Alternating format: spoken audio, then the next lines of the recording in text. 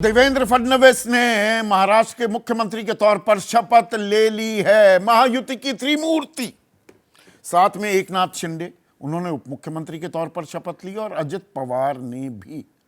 अब वो सस्पेंस जो बना हुआ था और दिन में भी खबरें आ रही थी दोपहर में कि भाई जो इनविटेशन कार्ड भी हैं बीजेपी के और एकनाथ शिंदे गुट के नहीं बल्कि अजित पवार गुट के, ये दो जो निमंत्रण पत्र थे उसमें एकनाथ शिंदे का नाम नहीं। पर सारा सस्पेंस खत्म करते हुए जो आजाद मैदान पर शपथ ग्रहण समारोह हुआ उसमें शरीक हुए बाकायदा उप मुख्यमंत्री के तौर पर एकनाथ शिंदे ने शपथ ले ली। अब पहला कदम पूरा हो गया। 12 दिन बाद यह शपथ ग्रहण हुआ। 23 नवंबर को नतीजे आ गए थे। तो ऑल इज वेल, जैसा कहा जा रहा है कि भाई सब ठीक हो गया, या अभी दरअसल इस प्रचंड जनादेश के बावजूद असल खेल शुरू होने वाला है। एक कड़ी तो सुलझ गई, ये एक गांठ एकनाथ शिंदे मान गए, पर माने हैं क्या? गृह मंत्रालय देवेंद्र फडणवीस अपने पास रख पाएंगे? उसमें अभी पेंच है क्या? ये बात साफ नहीं हो पाई है। और साथ में वो अर्बन डेवलपमेंट भी लेंगे, शहरी विकास, पीडब्ल्यूडी भी लेंगे, और वित्त मंत्री तो अजित पवार होंगे। तो इतना बड़ा मैंडेट, जनादेश, 89% का सक्सेस रेट, 89%, वो सीटें जीतने वाली बीजेपी जितनी लड़ी थी, वो सिर्फ मुख्यमंत्री की कुर्सी से ही काम चलाएगी क्या? या यहां पर गठबंधन धर्म भी आड़े आने लगेगा? क्योंकि केंद्र में गठबंधन की सरकार है। यहां तो जबरदस्त अपने दम पर भी अगर साम दाम दंड भेद का इस्तेमाल करती बीजेपी तो सरकार बनाने की स्थिति में थी। जो 145 का आंकड़ा उसे छूना था। तो क्या अभी कुछ दिक्कतें हैं? अब मंत्रिमंडल की, कैबिनेट की पहली बैठक वो शुरू हो चुकी है। अब इस बैठक में क्या फैसले लिए जाएंगे? लाड़की बहन योजना जो थी उसने जीत में एक अहम भूमिका निभाई। अब इसे आगे बढ़ाया जाएगा। 1500 की जगह अब इसे 2100 रुपए करने का वादा भी किया गया था। वो आज ही घोषणा हो जाएगी क्या? और इससे जो बोझ पड़ेगा, कर्ज तले दबा हुआ है महाराष्ट्र। 2014 में जहां पर कर्ज 3,09,327 करोड़ था, वो 2024 में बढ़कर 7,22,887 करोड़, यानी कि 4,18,560 करोड़ रुपए बढ़ गया। उस पर कितना दबाव पड़ेगा? पर दबाव तो बाद की बातें होती हैं। चुनाव जीता है और जो वादा किया है उसको पूरा करते हुए दिखाई देंगे भी। लेकिन सिलसिला क्या यहीं थम जाएगा? जो देवेंद्र फडणवीस बने हैं मुख्यमंत्री, उसके राष्ट्रीय राजनीति पे और बीजेपी की राजनीति पर क्या असर होंगे? देवेंद्र फडणवीस 12 दिन जो लगे हैं, जानकार ये मानते हैं बीजेपी का एक धड़ा था जो कतई नहीं चाहता था कि देवेंद्र फडणवीस मुख्यमंत्री बने, पर वो मुख्यमंत्री बन गए। वो संघ के लाडले भी हैं, नागपुर से ही आते हैं, वहीं से अपनी राजनीति की। उनके पिता जनसंघ के एक बड़े नेता थे। तो क्या आरएसएस ने भी पूरी ताकत लगाई, पूरा समर्थन देता दिखा देवेंद्र फडणवीस को?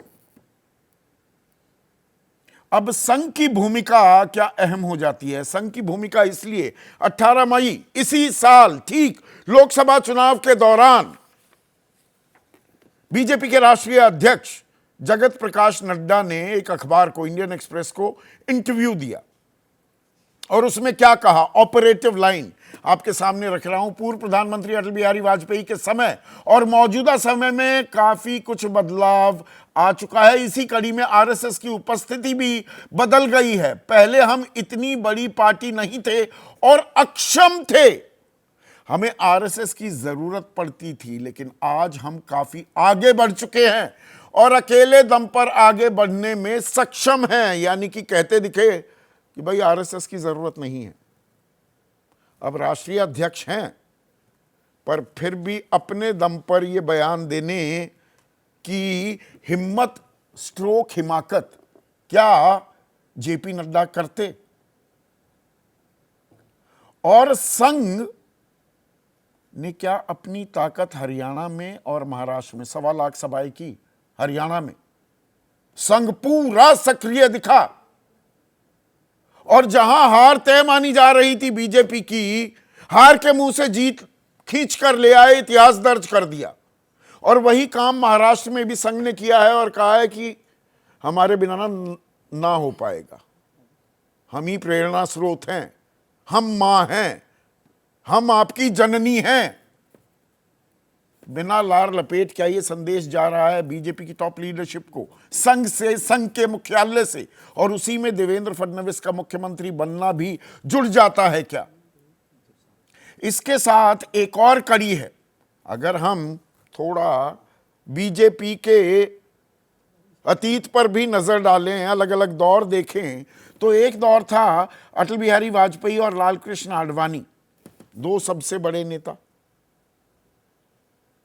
और अब दौर है प्रधानमंत्री नरेंद्र मोदी और गृह मंत्री अमित शाह, मोदी शाह की जोड़ी का। अब उसके बाद दूसरी पंक्ति, दूसरी कतार भी तैयार हो रही है क्या? योगी आदित्यनाथ के बारे में लगातार कहा जा रहा था कि तलवार लटक रही है उनकी गद्दी पर। 62 से गिरकर 33 पर आ गए सीटों के लिहाज से बीजेपी। उत्तर प्रदेश में 29 सीटों का नुकसान हुआ, घेराबंदी हुई योगी आदित्यनाथ की।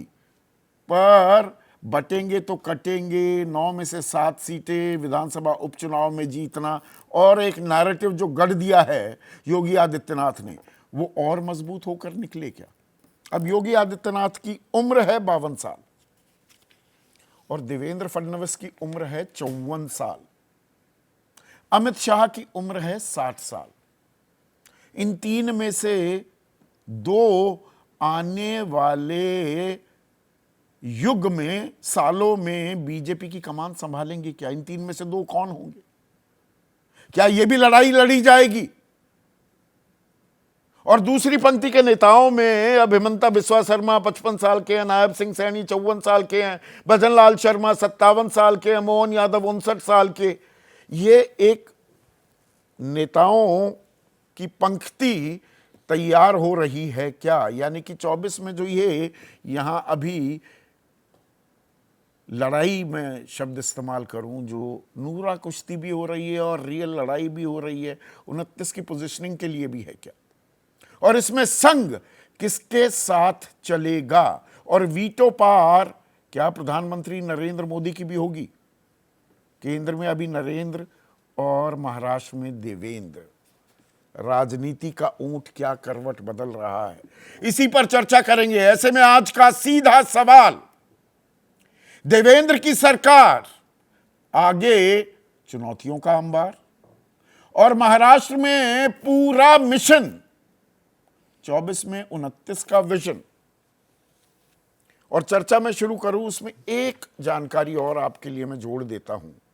उत्तर प्रदेश और महाराष्ट्र क्यों महत्वपूर्ण हो जाते हैं? उत्तर प्रदेश सबसे ज्यादा लोकसभा सीटें 80 सीटें, महाराष्ट्र में 48, दूसरे नंबर पर सबसे ज्यादा सीटें। और 2014 के चुनाव में मैं सिर्फ बीजेपी की सीटें बता रहा हूं, 71 उत्तर प्रदेश में जीती और 23 महाराष्ट्र में। उस टाइम शिवसेना साथ में थी तो उसको नहीं जोड़ रहा हूं। 94 सीटें जीते। 2019 में 85 सीट जीते। लेकिन इस साल जो लोकसभा चुनाव हुए, इन 2 राज्यों में 85 की आधी भी नहीं जीत पाए। 42 सीटें जीती बीजेपी ने। और अब इन्हीं राज्यों के सीएम बड़े चेहरे के तौर पर उभरते दिख सकते हैं क्या उत्तर प्रदेश में?